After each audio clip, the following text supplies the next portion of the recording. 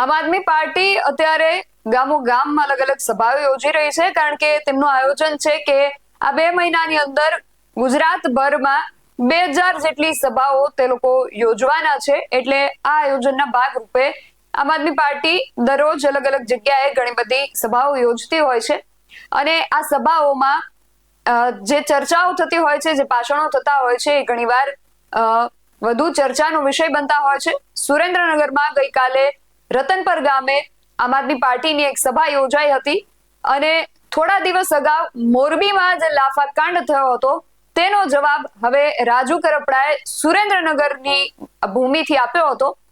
તેમણે શું જવાબ આપ્યો અને ચૈતર વસાવા મુદ્દે પણ તેમણે વાત કરી હતી, તો શું વાત થઈ આ સભામાં, બધી જ વિગતો મેળવી આ અહેવાલમાં।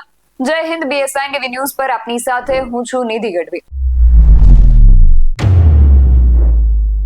આમ આદમી પાર્ટીનું આયોજન છે કે આ 2 મહિનાની અંદર ગુજરાતની અંદર 2000 સભાઓ કરવાની, એટલે આમ આદમી પાર્ટી દ્વારા અત્યારે ઠેક ઠેકાણે અલગ અલગ ઘણી બધી સભાઓ થઈ રહી છે અને આ જ સભાઓના ભાગરૂપે ગઈકાલે સુરેન્દ્રનગરના રતનપર ગામમાં એક સભાનું આયોજન થયું હતું અને થોડા દિવસ અગાઉ જેમ આપણે જોયું હતું એમ કે મોરબીમાં ઈશુદાનની જાહેર સભા દરમિયાન એક વ્યક્તિ આવીને અમુક પ્રશ્નો પૂછે છે અને એક અન્ય વ્યક્તિ જેને આમ આદમી પાર્ટીના કાર્યકર તરીકે ઓળખવામાં આવે છે, પરંતુ આમ આદમી પાર્ટી કહે છે કે એને અમે નથી ઓળખતા ને અમારી પાર્ટીનો કાર્યકર્તા નથી। આ જે વ્યક્તિ છે એ પ્રશ્ન પૂછનાર વ્યક્તિને લાફો ઝીકી દે છે અને પછી ગુજરાતભરમાં આ બાબતને લઈને ઘણી બધી ચર્ચાઓ થઈ હતી। આ જે પ્રશ્ન પૂછનાર વ્યક્તિ હતા તેમની સાથે આ ઘટના બને છે, એટલે ત્યારબાદ એ પ્રશ્નનો જે સિલસિલો છે ત્યાં જ ક્યાંક અટકી જાય છે। પરંતુ સુરેન્દ્રનગરમાં ગઈકાલે આમ આદમી પાર્ટીની જે સભા હતી ત્યાંથી રાજુ કરપડાએ આ પ્રશ્નનો જવાબ આપ્યો છે અને આ જવાબ સિવાય પણ તેમણે ભારતીય જનતા પાર્ટી ઉપર ઘણા બધા આક્ષેપો કર્યા હતા। તેમણે ચૈતર વસાવાને લઈને પણ વાત કરી, સત્યેન્દ્ર જૈનને લઈને પણ વાત કરી હતી અને અન્ય પણ ઘણા મુદ્દાઓ પર તેમણે ચર્ચા કરી હતી। સાંભળીએ શું કહી રહ્યા છે રાજુ કરપડા। ક્યાંક ને ક્યાંક આમ આદમી પાર્ટીની ઈમાનદારી પર આંગળી કરવાનું કામ કર્યું, ક્યાંક ને ક્યાંક આમ આદમી પાર્ટીના નેતાઓને ખોટી રીતે જેલમાં પૂરવાનું કામ કર્યું। મારી વાત પૂરી કરતા પહેલા ખરેખર તમારી આંખ ખોલવી જોઈએ, ખરેખર ગુજરાત અને દેશના લોકોની આંખ ખોલવી જોઈએ કે જેના પર આરોપ લગાડવામાં આવ્યો છે, જેના પર ભાજપ દ્વારા કાદવ ફેંકવામાં આવ્યો છે, એ કાદવનું તથ્ય શું છે, આરોપનું તથ્ય શું છે। આજ 2.5 વર્ષ પહેલા આજથી 2.5 વર્ષ પહેલા સત્યેન્દ્ર જૈન દિલ્હી સરકારના આરોગ્ય મંત્રી હતા ત્યારે એના પર આરોપ લગાડવામાં આવ્યો, ભ્રષ્ટાચારનો CBI દ્વારા પકડવામાં આવ્યા, 2.5 વર્ષ જેલમાં રહ્યા। તમામ પાર્ટીઓએ ભાજપે માછલા ધોયા એમની ઉપર, ભ્રષ્ટાચારીની વાતો કરવામાં આવી। 2.5 વર્ષ જેલમાં રહ્યા પછી હાઈકોર્ટે કહ્યું, CBI ને કહ્યું તમારી પાસે પુરાવા હોય સત્યેન્દ્ર જૈનની વિરુદ્ધ તો આ પુરાવા લઈને આવો। વારંવાર મુદતો આપવામાં આવી, છેલ્લે CBI એ કહ્યું કે અમારી પાસે એક પણ પુરાવો નથી, કારણ કે નેતા આમ આદમી પાર્ટીનો છે અને દાવા સાથે રાજુ કરપડા કહે છે કટ્ટર ઈમાનદારીનું સર્ટિફિકેટ જો કોઈએ આપ્યું હોય તો દિલ્હી હાઈકોર્ટે સત્યેન્દ્ર જૈનને આપ્યું છે। જે લોકો કહેતા હતા કે ભ્રષ્ટાચાર કર્યો છે, આવો ભાઈ ડિબેટ કરવા સામે। તમારાથી કાંઈ ના થઈ શકે, ભાજપથી શું કામ થઈ શકે? ભાજપથી એ કામ થાય કે ગ્લાસ ફેંકવાના આરોપમાં ચૈતર વસાવાને જેલમાં મોકલવામાં આવે, 307 દાખલ કરવામાં આવે। આ કામ ભાજપનું છે। 2 મિનિટ માટે જો આપણે 2 હાથ ઊંચા ન રાખી શકતા હોય તો એ દિવસે 1857 માં જે મંગલ પાંડે આપણા માટે શહીદી વહોરી છે એને યાદ કરવા જોઈએ। ભગતસિંહ સુખદેવ રાજગુરુ જે ફાંસીના માંચડે ટીંગાઈ ગયા છે એને યાદ કરવા જોઈએ। ક્રાંતિના માર્ગે હું તમે ચાલવા નીકળ્યા છીએ, જો થાકી જશું ને તો ભાજપ વાળા આવીને પથારી ફેરવી જશે, થાકવાનું નથી। આજે હું પ્રતિજ્ઞા કરું છું, આવનાર મહાનગરપાલિકામાં પરિવર્તન લાવવા માટે, બાળકોના ઉજળા ભવિષ્ય માટે, મહિલાઓની સુરક્ષા માટે, સુરેન્દ્રનગરના વિકાસ માટે આમ આદમી પાર્ટીને મત આપીશ, આમ આદમી પાર્ટીની મહાનગરપાલિકા બનાવીશ। આજથી મારી સાથે 100 લોકોને આમ આદમી પાર્ટી સાથે જોડીશ, આવી હું પ્રતિજ્ઞા કરું છું।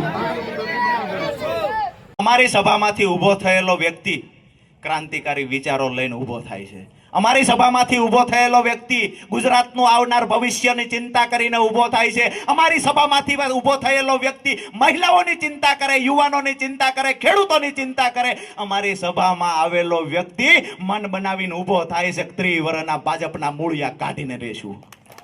આ અમારી સભાની તાકાત છે. અને તમને પણ કહેવા આવ્યા છીએ, સ્માર્ટ મીટર મુદ્દે ચૂંટાયેલો એક પણ માણસ બોલ્યો નથી. સ્માર્ટ મીટર મુદ્દે ગુજરાતની અંદર સૌથી પહેલી જો કોઈએ લડાઈની શરૂઆત કરી હોય તો સુરેન્દ્રનગર આમ આદમી પાર્ટી ટીમ અને કમલેશ કોટેચાએ લડાઈની શરૂઆત કરી હતી. ક્યારેય આ વાતને ભૂલતા નહીં. અને આજ પણ જ્યારે કોઈ સ્માર્ટ મીટર લગાવવા આવે છે ત્યારે ચટ્ટાન બનીને તમારા ઘરના દરવાજે ઊભા રહેવાની તાકાત પણ આમ આદમી પાર્ટીના નેતાઓમાં છે. જ્યારે કોઈના ઘરે બળજબરીપૂર્વક સ્માર્ટ મીટર લગાડવાના તંત્ર પ્રયત્ન કરે, અમારી ટીમને યાદ કરજો. અમારી ટીમ તમારા ઘરની બહાર ઊભી રહેશે. PGVCL માં તાકાત હોય તો લાવવી હોય એટલી પોલીસ લાવીને બતાવે. અમારે પણ જોવું છે એની પોલીસમાં તાકાત જાજી છે કે આમ આદમી પાર્ટીના સૈનિકની તાકાત જાજી છે. સુરેન્દ્રનગરની અંદર મન ફાવે ત્યારે નીકળી પડવાનું. Smart meter, smart meter, smart meter. અત્યારે રજૂઆત કરવા જાવ, નવું મીટર લેવા, નવું કનેક્શન લેવા, તો કહેવામાં આવે કે અમારી પાસે સ્માર્ટ મીટર સિવાય બીજું મીટર નથી. થોડાક દિવસ છે દાદા, થોડાક દિવસ છે. જો ઓફિસો ખાલી કરીને અધિકારીઓને ભગાડીએ નહીં તો નક્કી કરીને રાખજો આમ આદમી પાર્ટીમાં આવ્યા નકામી વાત છે. વાત એટલા માટે કરું છું કે આજ દિવસ સુધી ઇતિહાસમાં માત્ર એક જ ધારાસભ્ય એવો કેમ આવ્યો કે એ ધારાસભ્યએ આ મુદ્દે રજૂઆત કરી. જે 40% જમીન કપાત પેટે લઈ લેવામાં આવે છે એ 40% લેવાનો ક્યાંય કાયદો નથી, કોઈ ચોપડીમાં ઉલ્લેખ નથી. તેમ છતાંય વર્ષોથી 40% જમીન કપાત પેટે લઈ લેવામાં આવે છે. આ પાણી શા માટે ભરાય છે આપણે ત્યાં? આપણે ત્યાં પીવાનું પાણી પ્રેશરથી શા માટે નથી આવતું? આપણે ત્યાં ઊંધા ઢાળમાં રોડ ને ગટરો કેમ થાય છે? ક્યાંક ને ક્યાંક જ્યારે ટીપી એક્ટમાં જે ઉલ્લેખ છે એ મુજબ તમારી જમીનનો જે સર્વે કરવામાં આવે કે ઢાળ કઈ બાજુ છે, ટોરો કઈ બાજુ છે, ક્યાંક ને ક્યાંક ઓકળું કઈ બાજુ છે, વેણ કઈ બાજુ છે, આ તમામ પ્રક્રિયા પસાર કર્યા પછી, તમામ પ્રકારનો સર્વે થયા પછી તમારે ત્યાં ખરેખર રોડ ક્યાં બનાવવો, ગટર કયા ઢાળમાં આપવી, આ બધી વ્યવસ્થા, નળના કનેક્શનો કયા ઢાળમાં આપવા, નળની લાઈન કઈ રીતે નાખવી, આ બધું સર્વે થયા પછી નક્કી થાય છે. આપણા સુરેન્દ્રનગરની હાલત શું છે? એક પણ પ્રકારનો સર્વે થયો નથી. ભોગાવો આમ છે, ગટરોન મોઢા આમ આપવામાં આવ્યા. 80 ફૂટના રોડે, નવા 80 ફૂટના રોડે વરસાદ વરસી રે, માત્ર 1 ઇંચ વરસાદ વરસે એટલે 2 દિવસ સુધી નવા 80 ફૂટના રોડે જાણે 4 લાઈન હોય એવી રીતે રોડ જે તે સમયે નકશો બનાવી નાખ્યો. રોડ એવો ન બન્યો. આજે એ રોડમાં જે પાણી ભરાય છે એ પાણી 2 દી સુધી નીકળતું નથી. મેઇન રોડમાં પાણી નીકળતું નથી. આપણે ત્યાં સ્થાનિકોને પૂછીએ કે પાણી કેમ નીકળતું નથી, તો કહેવામાં આવે ઢાળ આમ છે અને રોડનો ઢાળ આમ આપવામાં આવ્યો છે. ક્યાંક ને ક્યાંક સર્વે થતો નથી એટલે સરવાળે હેરાનગતિ આપણી થાય છે. આજે સુરેન્દ્રનગરમાં મોટા ભાગના વિસ્તારમાં આ પ્રશ્ન છે અને સર્વે થયા વગર રોડ બનાવવામાં આવે, ગટર બનાવવામાં આવે, પાણીની લાઈનો નાખવામાં આવે, આ સમસ્યાનું ક્યારેય પછી નિવારણ આવતું નથી.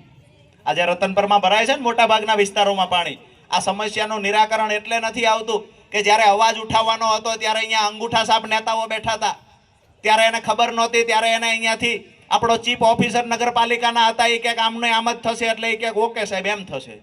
બેફામ કોલસાની ખાણો હાલે. મૂળી તાલુકાના ખાખરાળા ગામે આજ હું જઈને આવ્યો. એક ગરીબ પરિવારનો દીકરો ખાણમાં પડી ગયો, ગઈકાલે ખાણમાં પડી ગયો છે. નવાઈની વાત તમને સાંભળીને નવાઈ લાગશે.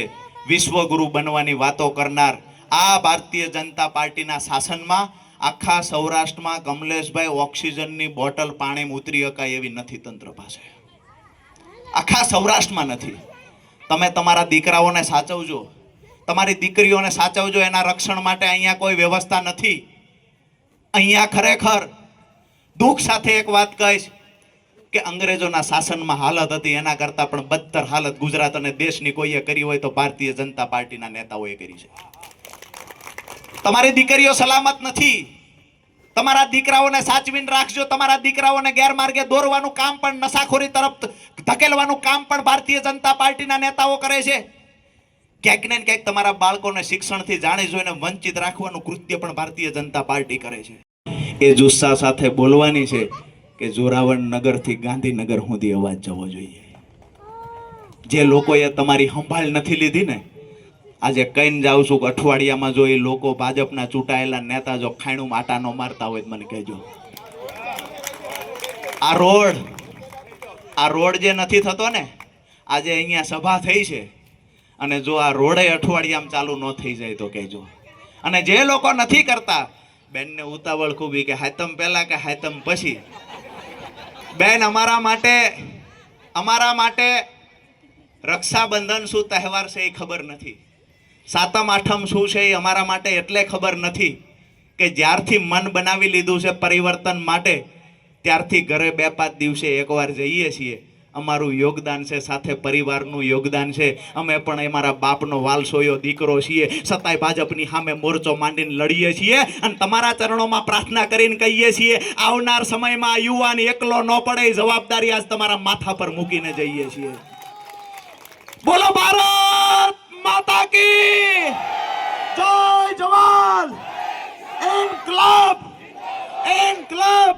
તો રાજુ કરપડાના આજે આક્ષેપો હતા, અને તેમણે આ સભા દરમિયાન જે પણ વાતચીત કરી છે, આ સમગ્ર વાતને લઈને તમારું શું માનવું છે અમને કમેન્ટ કરીને ચોક્કસથી જણાવજો.